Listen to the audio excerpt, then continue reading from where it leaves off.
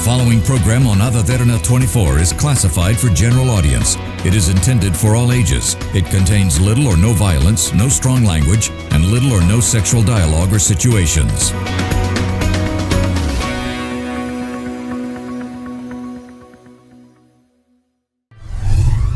Tonight, we discuss the latest updates surrounding the continuation of Parate law in Sri Lanka. How does the extension of the suspension of this law impact commercial operations in the country?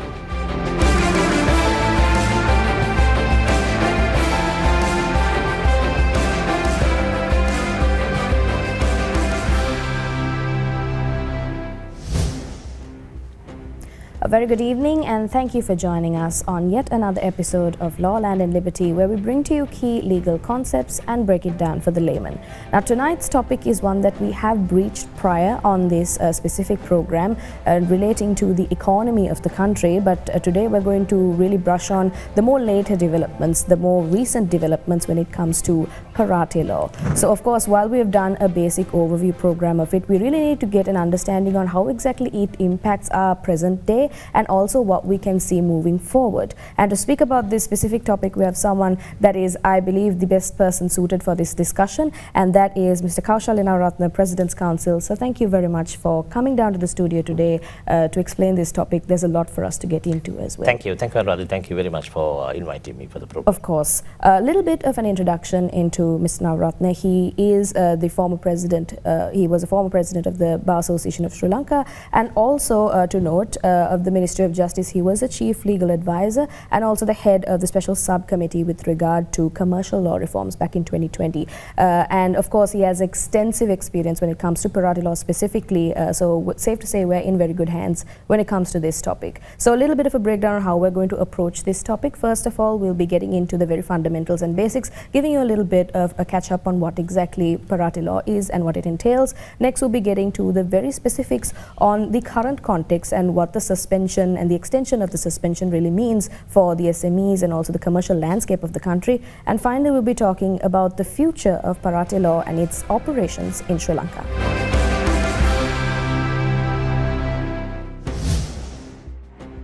All right, well, without any further ado, let's get right into the nitty-gritties of this topic. So once again, thank you very much. We have a lot to cover.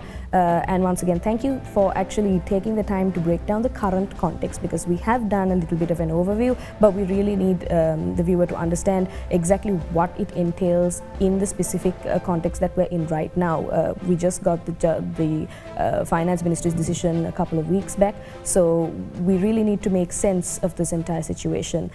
Before we get into the specifics, I want to ask you about the basics and the fundamentals. Can you please tell us exactly, a bit of a brush up, what is Parate law and how exactly has it been functioning in the country up until now? Yeah, fantastic. Thank you very much for giving me the opportunity once again to discuss this most timely topic, because this is, certain rumors are being spread all over the system, with regard to the application, the extension and the applicability of Parate laws. If I may just take a few minutes and explain the applicability as well as the introduction of the Parate laws and the Parate execution rights to especially the commercial banks, the commercial licensed banks. So there is a history. If you go through, there are two segments or rather two components in the recovery of loans by banks, and mainly the state banks as well as the private banks. When it comes to the state banks, we say the state bank like the People's Bank, Commercial Bank, the People's Bank and the many other the state banks, they have been given, or rather they had been given this Parate execution rights in terms of separate laws. For instance, People's Bank, the People's Bank Act, Bank of Ceylon, the Bank of Ceylon's ordinance. But they were exercising this power for a long period of time. So it was a system, it was a process, which was in the legal system. But way back in 1990s, or rather, there was, economic the issues in view of certain insurrections, or many other, perhaps due to the civil war and many other things. And the banks were finding, especially the private banks, were finding difficult to recover their loans. So the necessity arose for the banks to make representations to the then government and to see whether a system could be introduced for the expeditious recovery of the outstanding loans. it is how the Act number 4 of 1990 came into being. It is not only Act number 4 of 1990 and Act number 2 of 1990 as well, the debt recovery law. And these are new laws that were introduced to the system by the existing government then in order to enable or to provide a process for the recovery of loans given by banks to the borrowers. So that is how Act number 4 of 1990 came into being. And as if I just now get into the main question, what is the Parate law and how it operates? And like basically within our court system, and there is a process within which an action could be instituted and the banks and the institutions are entitled to recover their outstanding loans. So this, the judicial power was given to the board of directors. So the board of directors sitting in the boardroom, they decide whether there is a loan which is in arrears and what is the process that's going to be adopted. That is how the Parate, to execute the Parate, the proceedings, a decision must be taken by the bank, which we normally say in legal sector, or a board resolution has to be adopted. And then only the bank initiate the process, which I will explain very briefly. So it is a quasi-judicial power that is being exercised by the board of directors without the intervention of court. So in short, Parate is a process where a decision or a quasi-judicial decision is taken by the lending institution, the commercial licensed bank, to Parate execute and to auction a property given as security for a facility obtained. So we see, of course, I believe, even if I did not mention it, there is a history to how Parate law came to being. And I wanted to ask you specifically, as you mentioned previously as well, so there is a bit of a negative conception relating to Parate law and its execution and applicability. Can you please give us a little bit more of a walkthrough on how exactly Parate law functions, because you did mention that we can get into that a little bit, a bit of an overview on how exactly now once a board resolution is passed, what exactly happens? Yeah, because the first step is not the board resolution. So what really happens is the first, once the person, the borrower falls into an arrears, we say, or rather makes a default in the loan, the bank's entire exercise is to recover their money, not to go and just take over a property given as security. It has never happened, like whether it is a private bank or a state bank. So what happens is you just send them reminders and you call upon them to come for negotiation. Sometimes they restructure loan facility. We say reschedule loan facility. Say many concessions are given because the last resort is the Parate execution. And we as the legal advisors, we always advise the banks, the financial institutions, the recovery action must be the last resort, because that is where the misconception that kicks in. Because they say once the steps are taken, like especially the government banks, perhaps the People's Bank, the Bank of Ceylon, NSB, or the State Mortgage Bank, because the relevant statute gives this specific power, the quasi-judicial power for the board of directors to take this decision as a last resort to recover their money. Because what you have to remember, it is not bank's money which just give out. You just lend out. The depositor's money, that is how the system works, the bank system works, because the depositor's money, you just give it as a loan and recover the loan with at a certain rate of interest, amount of interest. So that is how the system works. No sooner the persons who obtains a facility falls into arrears and wait without basically repaying the loan, then that has an adverse impact to the entire system. That is where this the Parate execution, these laws are very important for a financial institutions to expeditiously recover the money, because when you just the non-performing percentages basically goes up, then that will have an impact on the ranking of the financial institution. That will of course certainly have absolutely adverse the consequences with regard to their operations. So therefore it's always these Parate rights are very cautiously exercised by the banks for the recovery of the loans. So if I may just they explain it a little more, the adoption of the resolution perhaps could be the last resort, because having explored all the possibilities, so perhaps giving them opportunities to come for negotiations, reschedulement of the facilities, making demands, reminders. If they don't comply, certainly this is the opportunity or the process that is available in terms of a statute. These are statutory rights. These are statutory rights which is being exercised by the banks, as a last resort to recover the money. So once the resolution is adopted, then the process is specifically mentioned in the statute itself. You can't abruptly, now there's a misconception, as you correctly said, the banks, they take decisions at their free will and then try to recover the money. No, it can't be done. Because no sooner, because now if you take the state banks, when the decision is taken, I will explain it a little more. Of course. The state bank provisions and the Act number 4 of 1990, there are slight variations, but more or less the process is the same. But when it's now, for instance, the People's Bank, when the decision is taken, that board resolution can't be challenged in court. That is what it says.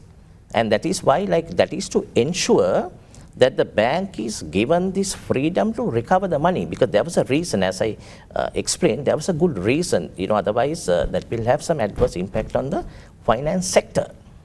So but of course it is always amenable to courts' jurisdictions. But of course that has removed the jurisdiction in the original courts, but it has not removed the jurisdiction of the appellate courts by way of writs. So you can always, these checks and balances are always provided in the law itself. Therefore, though some were heard to say that these piece of legislations are draconian piece of legislations, but of course, even the borrowers are given opportunities in case if they feel that their rights have been flouted or violated and not properly complied with, then of course it can always take it to courts and get the exercise the jurisdiction of court, and then to see whether it has the banks have followed the proper procedure or not. So once the resolution is passed, notice must be given, adoption of the resolution must be given, and then the resolution must be published in the papers, not only in one language, in all 3 languages, and even the gazette notification, and that must be notified to the borrower and the people who are entitled to take notice of it. Because there are cases, not only the borrowers, there are third-party mortgage, there's a new concept. Exactly. Perhaps you all may have discussed that matter previously, because the person who obtained the facility, we normally say I'm just trying to, basically give a very simple interpretation. He's called the mortgage, the borrower. And there may be a third party. A third party perhaps mortgage the property as security in order to enable the borrower to obtain the facility. So that person is called the mortgagor. So there was at one point, though it is not really mentioned in the Act itself, courts gave a different interpretation by way of judicial pronouncements. They said these are third-party mortgages. Third-party mortgages, when it comes to third-party mortgages, you cannot exercise parate rights. And that was the earlier law, but the law has now evolved, and the fuller bench judgment pronounced recently by the Lordship of the Supreme Court in Sunpac Private Limited versus DFCC Bank. The court said no. In terms of this law, the banks, even if it's third-party mortgage, banks have the right to parate execute the property and then to recover the money. So likewise, many restrictions, strictures were introduced from time to time. And the system, these laws have been scrutinized by the court systems in our country from time to time, given different opinions and expressions. But however, end of the day, the basic is the law must take its own course.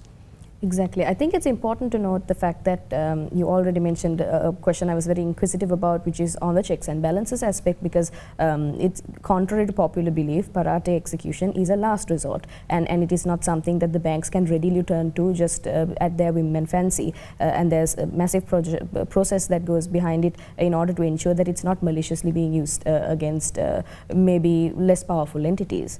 I want to get into the specifics on the current context as well, sir, relating to the current extension that the Finance Ministry has published as well. Before we get into any of those specifics, let's take a very short commercial break. You're watching Law, Land and Liberty. We'll be right back.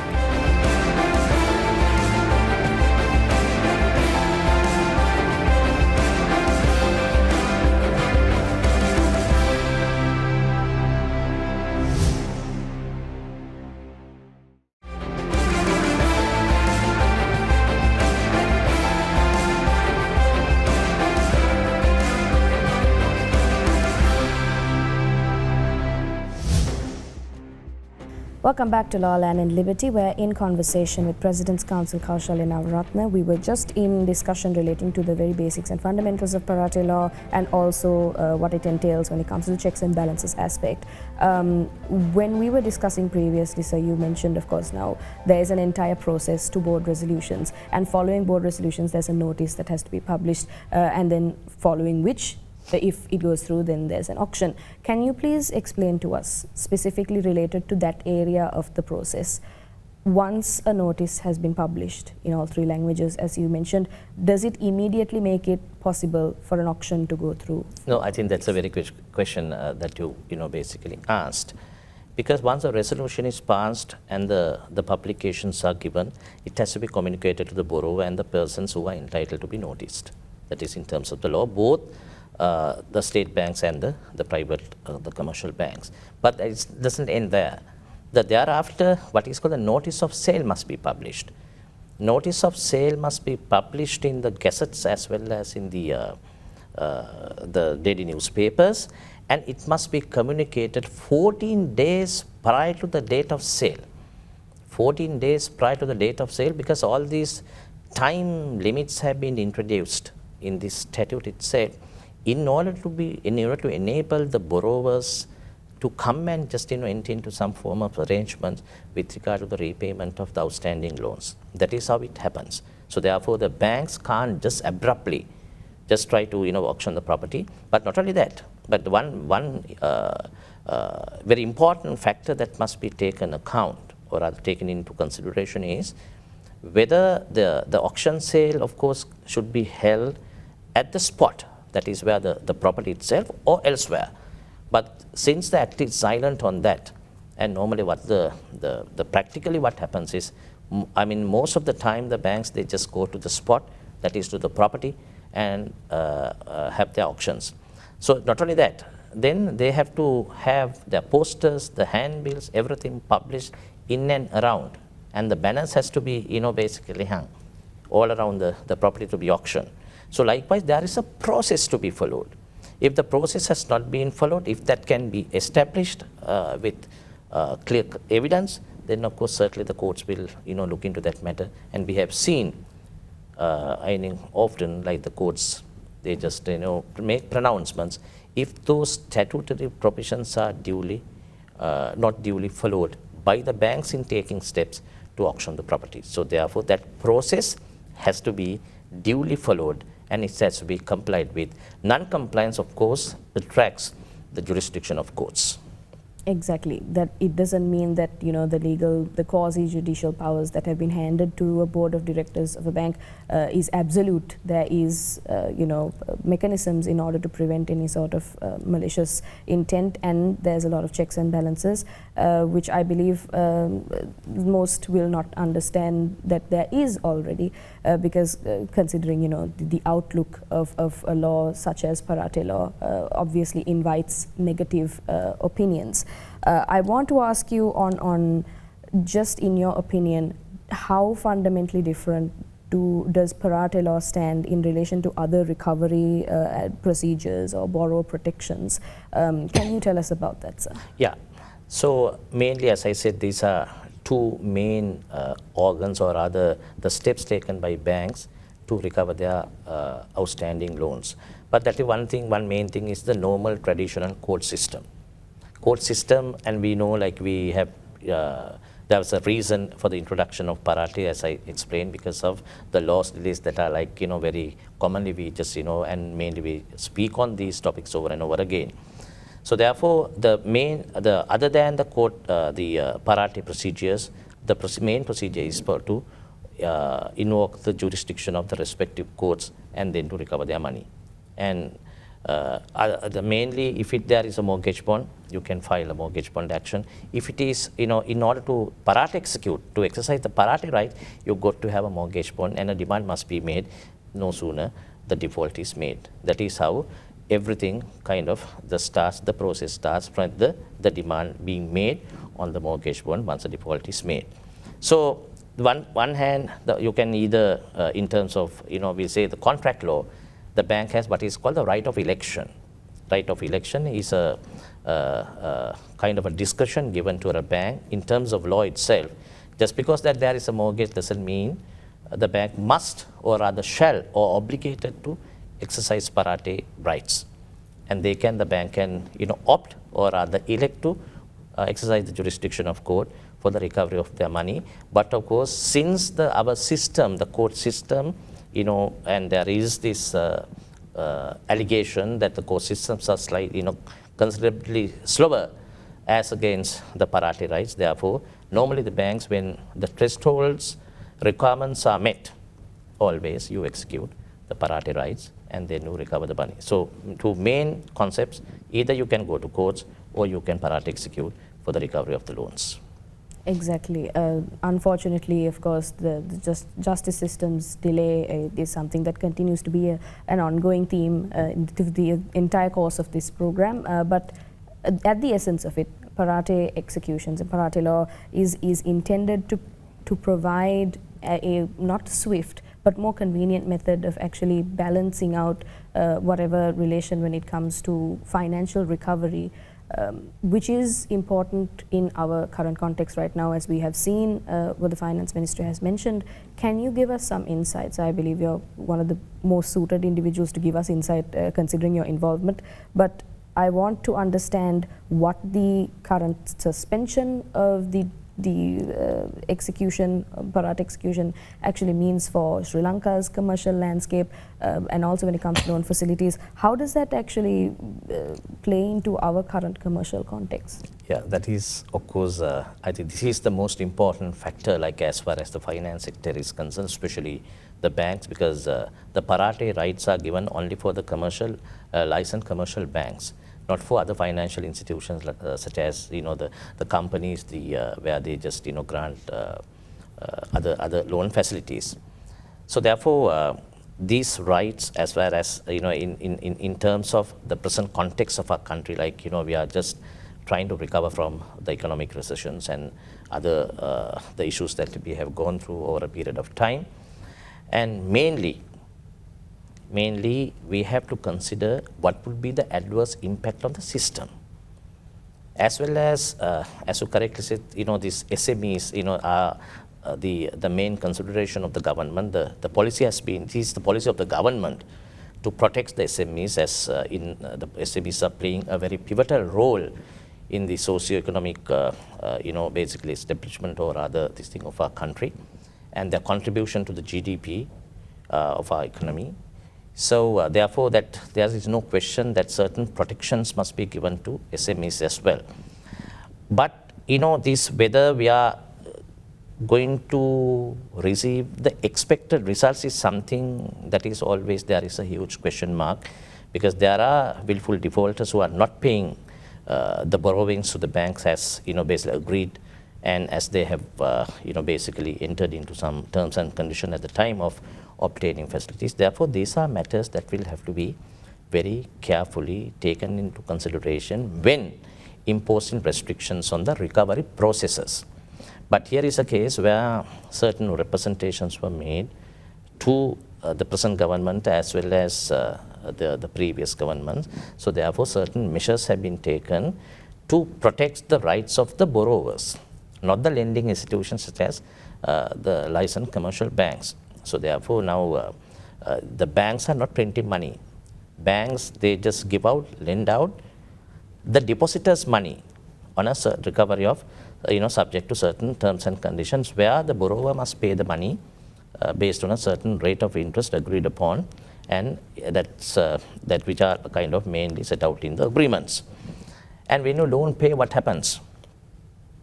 When you don't pay, then the banks will be at a sort of a crucial junction, not knowing whether to give more facilities to the borrowers. And then the depositors, on the other hand, the bank cannot grant the reliefs or the benefits for the depositors. Then obviously the rate of interest for the deposits will have to be taken into account. So then the depositors and the people who are making payments without any default, so they are also going to get affected because of perhaps a small number of percentage of borrowers who are in arrears. So therefore, when this type of blanket decisions are taken to impose restrictions on the statutory provisions on the processes in the system, in my opinion, that will have an adverse impact on the finance sector. Obviously, ultimate result, that will have an adverse impact on the economy of a country. Exactly. It's the fact that it's almost a domino effect relating to, you know, just how even the treatment of the SMEs is going to translate into the stability of commercial banks, and in turn it's going to contribute negatively or positively to our entire economy. Relating to the suspension of the extension of the Parate law suspension relating to the variation based on loan amounts. There were some specifics that were mentioned. Can you walk us through the eligibility criteria for SMEs that can benefit from this suspension, and also the loan amounts, how exactly that was deliberated, and also the fact that it was mentioned that SMEs or entities that did initiate discussions before the 31st of March, I believe, are who will actually be falling under the criteria of entities that can benefit from this suspension. Can you give us a little bit of details? Yeah, that is, I think, the most important, the matter that is to be discussed in the whole of this discussion, because consequent to the representations made, during the time of election, this government has taken a policy decision to grant certain relief to the SMEs, the borrowers. And then the two circulars that were issued, that is, one circular was issued on 19th of December 2024, the circular number 4 of 2024, and whereby certain reliefs, the criterion were introduced with regard to the SMEs and the people who become eligible and entitled to obtain this relief package under the moratorium period.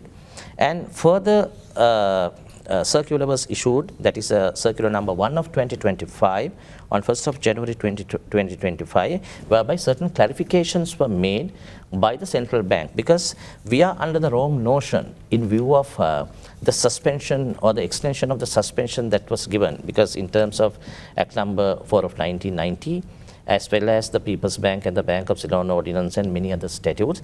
As I said, the Parate, the processes and the rights is an entitlement given to the bank, and which is statutorily recognized.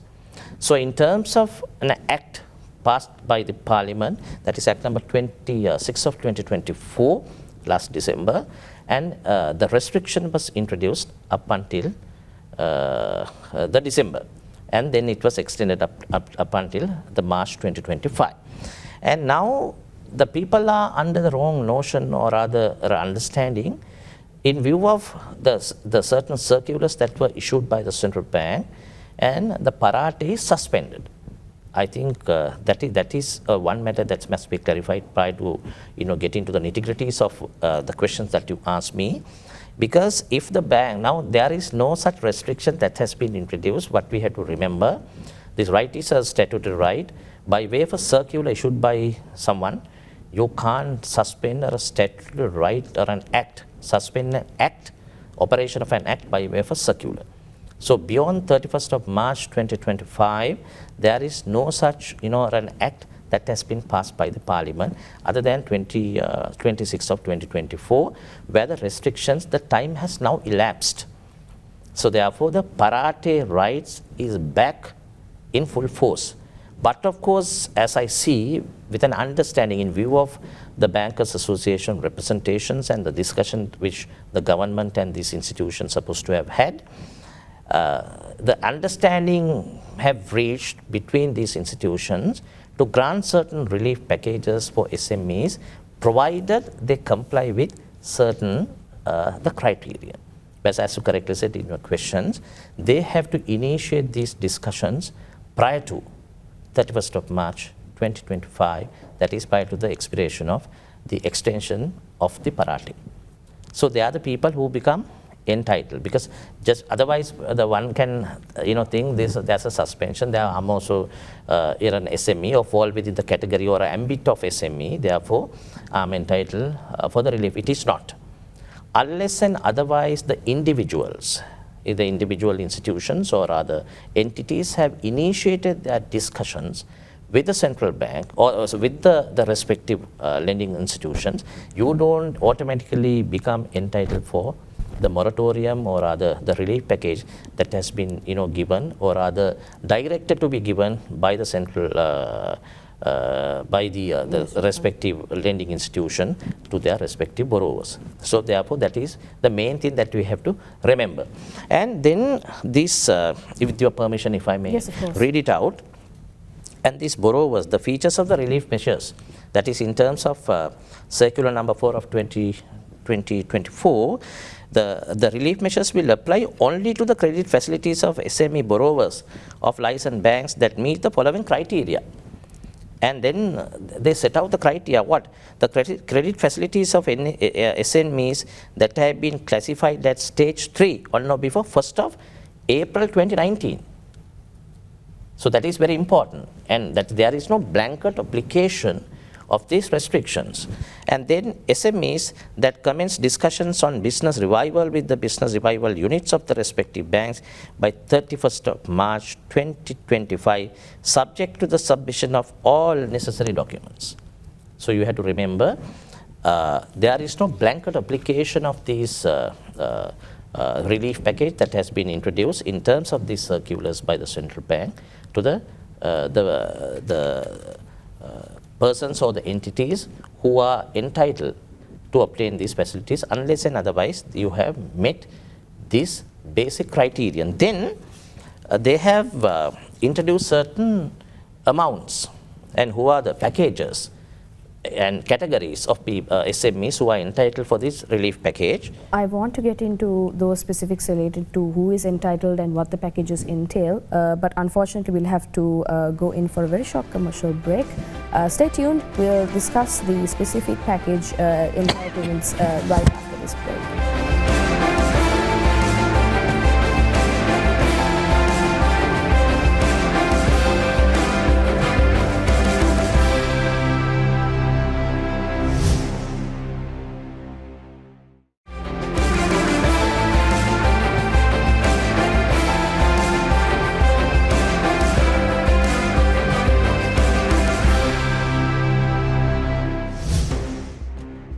Welcome back to Law, Land and Liberty. We're in our final segment in conversation with President's Counsel Kaushalya Nawaratne. Unfortunately, it's looking like we're not going to have enough time to discuss exactly the entirety of Parate law and also the future implications. But I believe I had to unfortunately stop you for a moment before we went in for a break when you were getting to, I believe, the most important area of the entitlement and also what it entails when it comes to the packages that have been offered. Can you please lead us off, sir, where we ended up? Yeah, thank you very much. And then, as I said, there are two main circulars that have been issued by the central bank, consequent to which three main categories have been identified.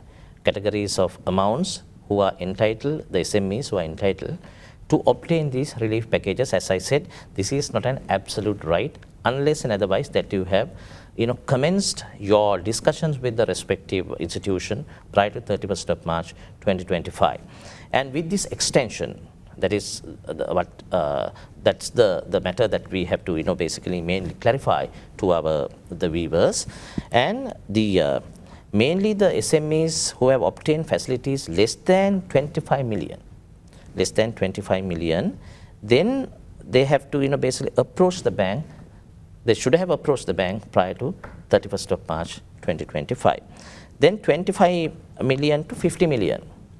They are entitled, this relief package has now been, or rather extension has been extended up until 30th of September 2025. Then above 50 million, then 30th of June 2025.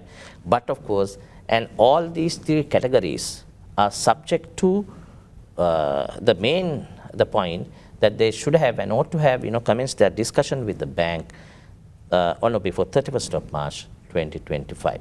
So therefore, but of course I see certain publications have been made by the respective banks, and even the central bank has made request from the commercial banks and the lending institutions, and they have made certain publications also requesting SMEs to make use of this opportunity and to enter into a program or a process or an agreement with the respective institution with regard to the repayment of the facilities.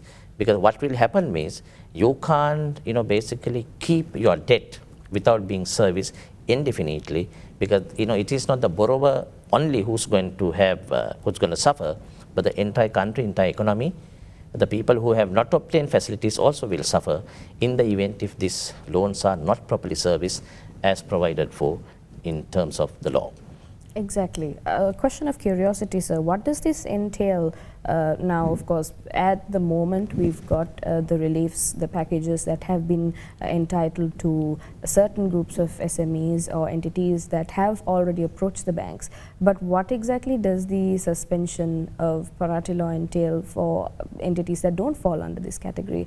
Because, of course, maybe we will see, instead of a extension in December of this year, it could permanently have an alteration or an effect.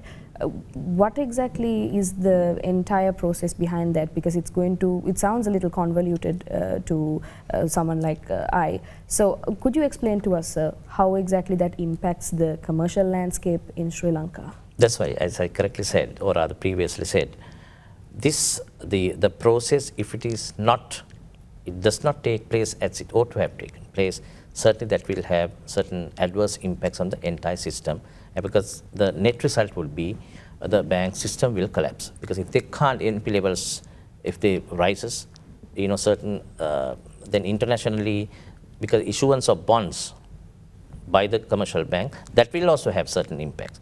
Then the depositors certainly will be the other people who are going to suffer, because the banks will not be able to give them a better rate of interest and the better benefits for the depositors. And the borrowers who are not in default, they will also suffer, because they may not be able to obtain the facilities, the future facilities. But of course, in some of the circulars I find, the government has, or the central bank has given directions to the commercial license bank to give them further facilities in order to basically enable these defaulters to revive their businesses. So, and that is the kind of general idea of the main arms of the government. But then when the lending institutions are unable to kind of cope up with the NPs and the recovery of the monies, and certainly that will have these adverse impacts on systems that ultimately perhaps might contribute for the collapse of the economy as well. Exactly.